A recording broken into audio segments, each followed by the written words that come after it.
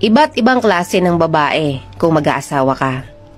Kapag nag-asawa ka ng babaeng independent at business-minded, accept the fact na hindi niya maaasikaso ang bahay nyo 24/7. Kapag gusto mo naman sa babae ay inaasikaso ka full-time, accept the fact na hindi siya kumikita ng sarili niyang pera at may time na mapapabayaan ang kanyang sarili, kakaintindi sa'yo at sa anak nyo.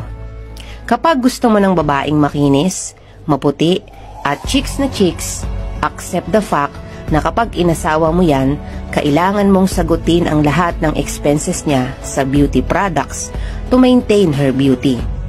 Kapag gusto mo ng babae na hindi ka bubungangaan, make sure na itatrato mo siya ng tama at tutulungan sa mga gawain.